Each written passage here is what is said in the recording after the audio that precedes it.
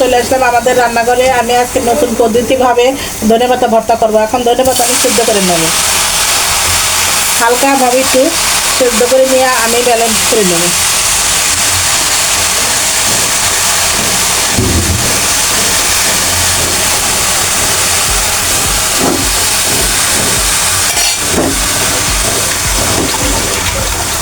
আমি এখন কিছুক্ষণের জন্য ঢেকে দেবো, দেখি আমার এখন ধনেপাতাটা সেদ্ধ হয়েছে নাকি। এই দেখেন আমি অল্প আছে ধনেপাতাটা সেদ্ধ করে নিয়ে নিলাম, এখন হয়ে গেছে সেদ্ধ। আমি এখন এটা নামা নেব। পানি থাকলে পানিটা ছিটে ফেলে দিতে হবে।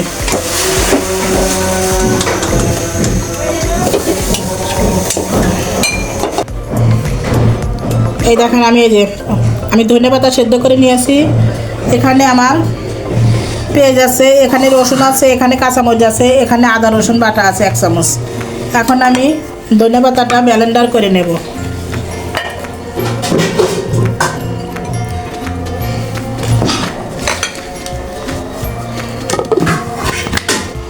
এই দেখেন আমি ধনেপাতা ব্লেন্ডার করে নিয়েছি। আমি একটা পানিও দিইনি, ধনেপাতার সাথে যা আছে ওইটাই, পানি দেওয়া যাবে না। পানি দিলে আপনারা ঘরে রাখতে খেতে পারবেন না, গন্ধ উঠে যাবে।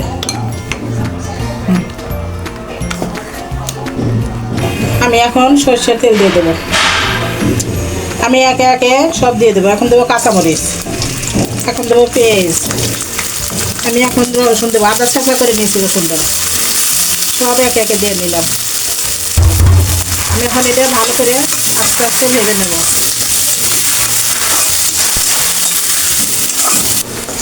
আমি এখন আদা রসুন বাটা দিয়ে দিলাম 1 চামচ।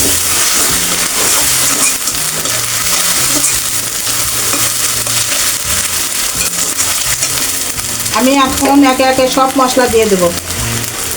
এখানে 1 চামচ জিরার গুঁড়া দিয়ে দিলাম, 1 চামচ ধনিয়ার গুঁড়া দিলাম, 1 চামচ হলুদের গুঁড়া দিলাম, 1 চামচ মরিচের গুঁড়া দিলাম।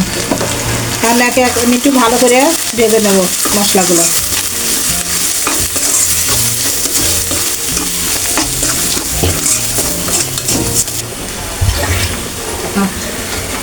আমি হালকা একটু পানি দিয়ে দিলাম,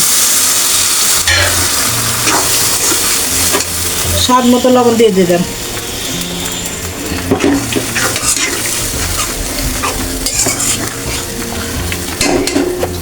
এখন মশলাটা আমি আস্তে আস্তে ভেজে নেব, ঢেকে দিলাম।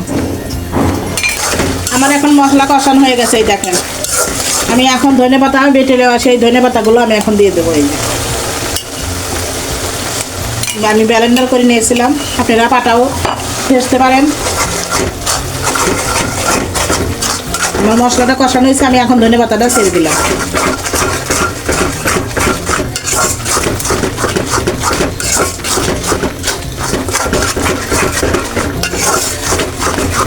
এটা এখন আমি আস্তে আস্তে ভেজে নেব।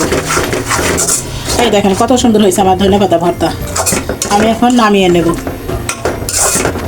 এই দেখেন আমার সেই ধনেপাতা ভর্তা, দেখেন কত সুন্দর হয়েছে ধনেপাতা ভর্তা।